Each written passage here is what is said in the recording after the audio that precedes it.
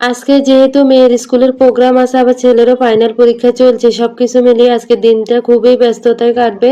Hello everyone, আসসালামু আলাইকুম, welcome to another new blog. S M cookery, কেমন আছেন? আশা করছি সবাই অনেক অনেক ভালো আছেন। আলহামদুলিল্লাহ, আমরাও পরিবারের সবাই ভালো আছি। সবাইকে আমার পেজে আমন্ত্রণ জানিয়ে আজকের ভিডিওটি শুরু করলাম।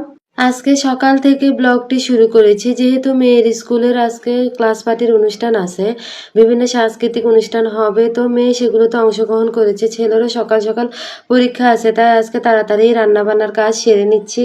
আজকে সকালের নাস্তা এবং দুপুরের রান্না বান্না একবারেই সেরে নিব। এই তো পাশের চুলায় খিচুড়ি রান্না বসিয়ে দিয়েছি, খিচুড়ির সাথে খাওয়ার জন্য মুসমুসে বেগুন ভাজি করে নিচ্ছি।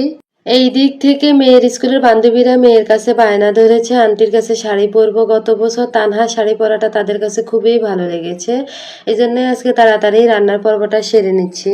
দেখা গেছে মেয়ের বান্ধবীরা আসলে সবগুলোকে শাড়ি পরানো, সেই সাথে সাজগোজ করে দেওয়া, সবকিছু মিলিয়ে অনেক সময়ের ব্যাপার।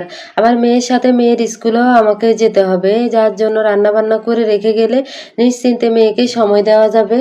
এই তো দেখলেন, তো বেগুন ভাজি হয়ে গিয়েছে। এদিক থেকে ডিমের তেল ঝোল রান্না করে নিচ্ছি। আজকে যেহেতু ভাতের চালের খিচুড়ি রান্না করে নিয়েছি, এই আইটেমগুলো দিয়ে খেতে বেশ দারুণই লাগবে। এই দিক থেকে খিচুড়িও রান্না হয়ে গিয়েছে। আজকে রান্না বান্না তেমন একটা ঝামেলা করিনি, হাতের কাছে যাই ছিল তাই দিয়ে রান্না করে নিয়েছি। আমার ডেইলি ব্লগগুলো দেখতে যারা পছন্দ করেন প্লিজ লাইক দিয়ে ভিডিওটি কন্টিনিউ করবেন, আর পেজটি ভিজিট করে লাইক শেয়ার ফলো করে পাশে থাকবেন।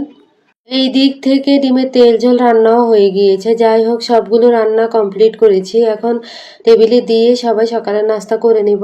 যাই হোক, সবগুলো নাস্তা সময় মতো রান্না করে নিয়েছি। এদিক থেকে ছেলেও নাস্তা খেয়ে বেরিয়ে পড়বে, মেয়েকেও নাস্তা খাওয়াই দিতে হবে। এই তো যে যার মতো করে নাস্তা করে নিচ্ছে, আমি মেয়েকে এদিকে নাস্তা করিয়ে দিচ্ছি। এদিক থেকে মেয়ের বান্ধবীরা আসার আগে মেয়ের শাড়ি পরিয়ে রাখবো, যেহেতু কয়েকজন সময় মতো সবগুলোকে রেডি করে নিতে হবে, এজন্য মেয়ের শাড়িটা আগেই পরিয়ে দিব। যেহেতু স্কুল প্রোগ্রাম, শাড়ি স্কুল থেকেই দেওয়া হয়, এর জন্য আমাদের চাঁদা প্রদান করতে হয়। এই তো এরই মধ্যে মেয়ে সবগুলো বান্ধবীরা চলে এসেছে। আমার জীবনের অভিজ্ঞতা থেকে বলতে গেলে স্কুল লাইফটাই হচ্ছে খুবই আনন্দের। এই লাইফে পড়াশোনার চাপ যেমন বেশি, তেমনই আনন্দ উল্লাসে মেতে থাকে বেশি।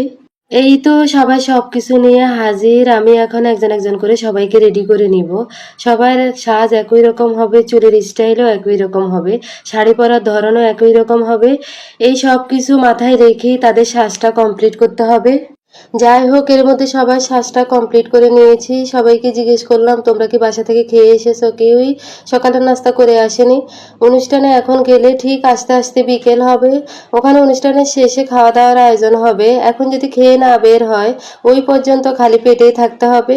তাই আমি এদের জন্য খাবার এক প্লেটে বেড়ে নিচ্ছি। তাদেরকে বলেছি একজনের দায়িত্ব নিয়ে নিজেও খাও, সবাইকে খাইয়ে দিও।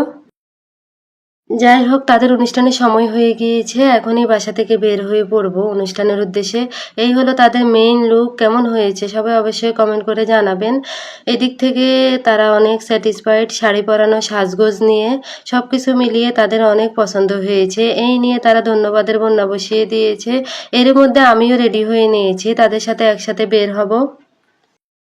এই তো এর মধ্যে মেয়ের স্কুলে চলে আসলাম। এই প্রোগ্রামটা বছরের শেষে পরীক্ষার আগ মুহূর্তে সব স্কুলে অনুষ্ঠানের রীতি হয়ে গিয়েছে। এই অনুষ্ঠান নিয়ে তাদের বান্ধবীদের মধ্যে কল্পনার অন্ত নেই আজকে কয়েকদিন যাবৎ ধরে।